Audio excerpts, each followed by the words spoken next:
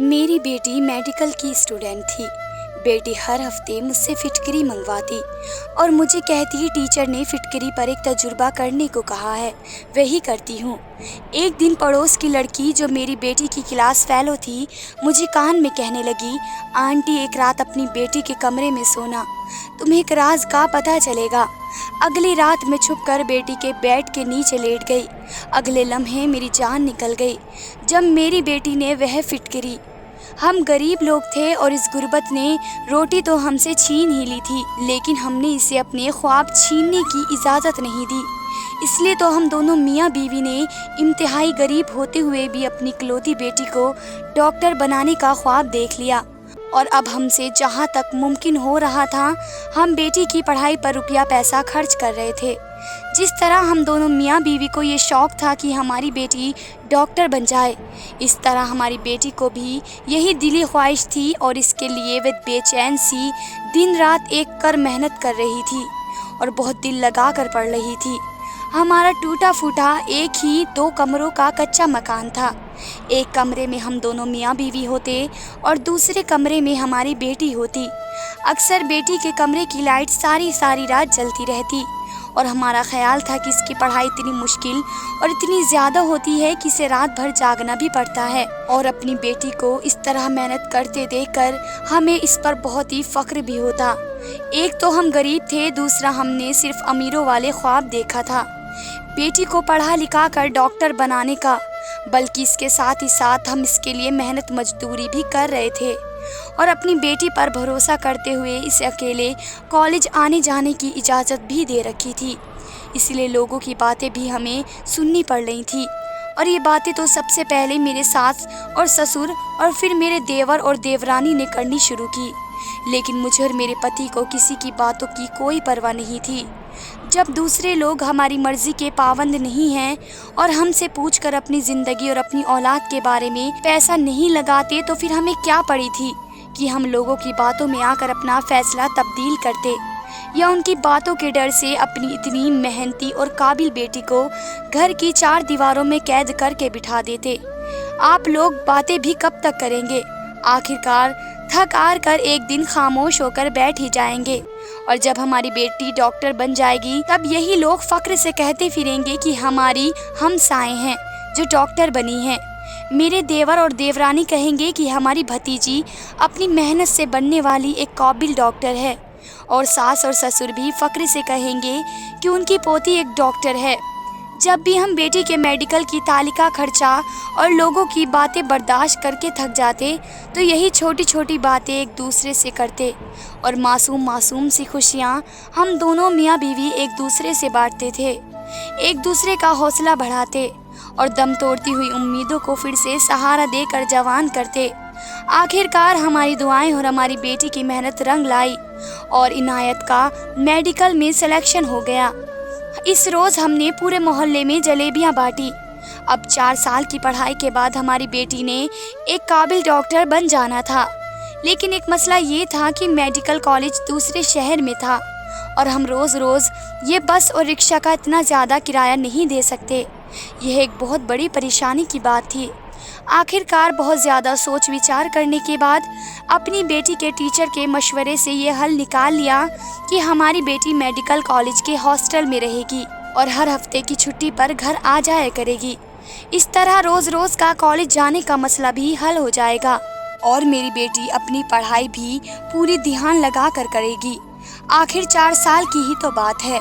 बस फैसला हो गया और मेरी बेटी हॉस्टल में रहकर पढ़ने लगी और हर हफ्ते की शाम को हॉस्टल से घर आ जाती और इतवार का दिन घर पर हमारे साथ बिताती और फिर सोमवार की सुबह वापस चली जाती। इस तरह से मेरी बेटी का मेडिकल का पहला साल खैरियत से गुजर गया और मेरी बेटी मेहनत और लगन से पढ़कर कामयाबी की सीढ़ियाँ चढ़ रही थी। लेकिन जैसे ही छुट्टियों के बाद उसकी पढ़ाई का सिलसिला फिर से शुरू हुआ, तो हॉस्टल से वापस आने के बाद मेरी बेटी ने एक अजीब हरकत करना शुरू कर दिया। वह जब भी छुट्टी पर एक दिन के लिए घर आती तो वो मुझसे कहती, माँ मुझे बाज़ार से थोड़ी सी फिटकरी ला कर दो। जब मैं इससे पूछती कि इस फिटकरी का क्या करना है तो वह हर बार यही कहती कि टीचर ने फिटकरी पर एक तजुर्बा करने को कहा है, मुझे वही तजुर्बा कर कर कॉलेज लेकर जाना है। मैं बेटी की बात मान लेती और इसे फिटकरी ला कर दे देती। तकरीबन 2 महीने तक यही सिलसिला रहा और जब तीसरे महीने में मेरी बेटी ने यही रूटीन रखा तो मुझे परेशानी सी हो गई। आखिर ऐसा कौन सा तजुर्बा था जो पिछले 2 महीने से पूरा ही नहीं हो रहा था, और कैसा टीचर था कि हर हफ्ते एक ही काम देता रहता है। फिर सोचती कि हो सकता है कि कोई काम होता ही हो। आखिर मुझे 5वीं क्लास औरत को क्या पता मेडिकल की पढ़ाई कैसी होती है, लेकिन दिमाग में सवाल ने जगह बना ली। इसलिए इस बार जब बेटी आई तो इसने फिर से तजुर्बे को कहा कि फिटकरी मंगवाई है। तो मैंने इससे पूछ लिया कि हर हफ्ते तुम्हें एक ही काम क्यों मिलता है। मेरा सवाल सुनकर पहले तो मेरी बेटी घबरा गई और फिर खुद को संभालते हुए बोली कि माँ एक काम हमें क्लास में तब तक मिलता रहता है जब तक वे सारा ठीक ना हो जाए, और फिटकरी पर करने वाला तजुर्बा हर बार कुछ गलत हो जाता है और टीचर कहते हैं कि तजुर्बा नाकाम रहा। इसलिए जब तक तजुर्बा कामयाब नहीं हो जाता तब तक ये काम मिलता रहेगा। मेरी बेटी के इतने लंबे सारे जवाब ने मेरी तसल्ली करा दी और मेरे दिल से सारे शक और सारे सवालात खत्म हो गए। मैंने खुशी खुशी बेटी को फिटकरी ला कर दी। एक रात हमारे पास अपने घर में गुजरने के बाद मेरी बेटी वापस हॉस्टल चली गई, जिसके जाने के बाद पीछे से मैंने इसके कमरे की जब सफाई की तो वहाँ एक चीज़ देखकर मेरे होश उड़ गए।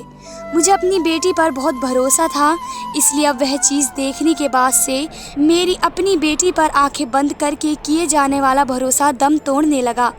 आखिर कुछ तो ऐसा था जो मेरी बेटी मुझसे छुपा रही थी, लेकिन क्या छुपा रही थी ये मेरी समझ में बिल्कुल नहीं आ रहा था।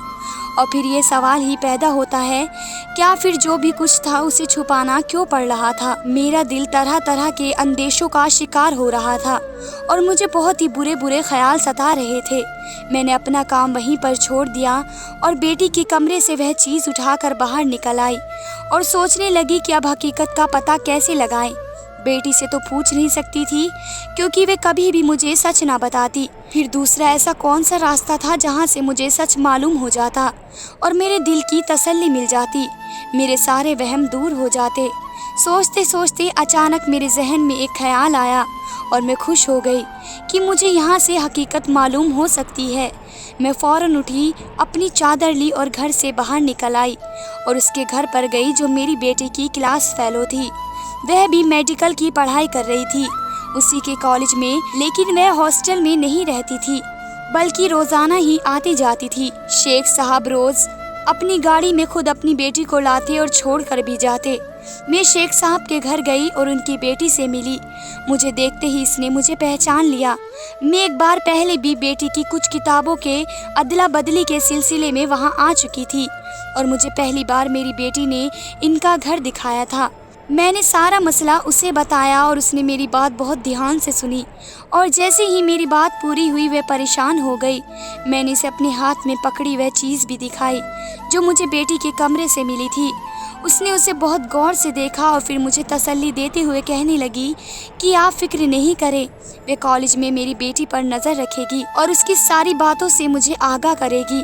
मैंने इससे भी बताया था कि मेरी बेटी हर हफ्ते मुझसे यह कहकर फिटकरी मंगवाती है कि इसे कोई प्रैक्टिकल करना है। यह सुनकर भी वह हैरान हो गई और कहने लगी, उन्हें ऐसा तो कोई काम नहीं मिलता। अब तो मेरा शक यकीन में बदल गया था कि कुछ ना कुछ गलत ज़रूर है और मेरी परेशानी में एकदम इजाफा हो गया। अगर मेरी बेटी पढ़ाई से हटकर गलत कामों में पड़ गई तो फिर यकीनन बदनामी और रुसवाई के साथ ही साथ लोगों के ताने भी हमारे घर तक पहुंचने वाले थे।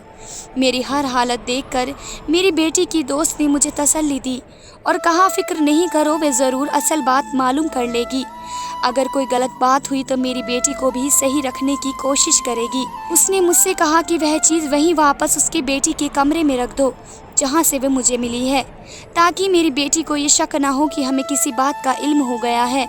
मैंने ऐसा ही किया और घर आकर अब दिन रात मेरा एक ही काम था, बस अपने रब से खैरियत की दुआएं मांगना। इसके साथ साथ मुझे बहुत ही बेचैनी थी हफ्ते के गुजरने का इंतज़ार था कि कब हॉस्टल से छुट्टी हो और मेरी बेटी घर आती तो मुझे कुछ न कुछ मामले की खबर तो होती। खुदा खुदा करके वक्त गुजर गया और हफ्ते की शाम में मेरी बेटी एक दिन की छुट्टी पर घर रहने आई। मैंने अपनी बेटी को सर से पैर तक देखा पर मुझे किसी किस्म का बदलाव नज़र नहीं आया, बल्कि पहले जैसी थी। इसका रवैया भी बिल्कुल पहले जैसा था। कुछ भी ऐसा नहीं था जो मुझे शक में डालता। लेकिन मैं भी क्या करती। जब से बेटी के कमरे से वह चीज़ मिली थी मेरे दिल में शक का बाल आ गया था। बेटी ने मुझसे ये कहकर फिटकरी मंगवाई कि मुझे कोई तजुर्बा करना है।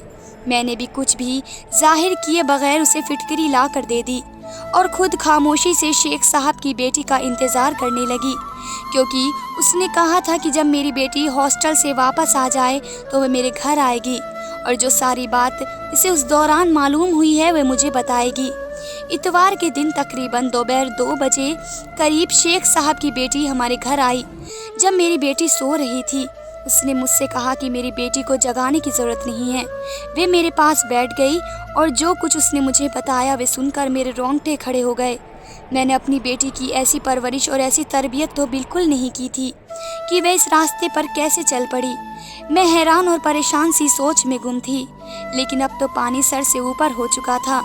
मेरी बेटी जिस रास्ते पर चल पड़ी वे दुनिया में तो बदनामी और जिल्लत कहा जाता है, इसमें आखिरत की भी बर्बादी थी।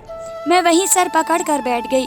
मुझे इस तरह परेशान और हौसला खोता देखकर शेख साहब की बेटी ने कुछ तसल्ली दी और मेरे कान में बोली, आंटी आप इस तरह परेशान नहीं हो, बल्कि इस मसले का हल सोचो और ऐसा करें कि एक रात छुपकर अपनी बेटी के कमरे में सोएं और देखें कि वे रात को क्या करती है।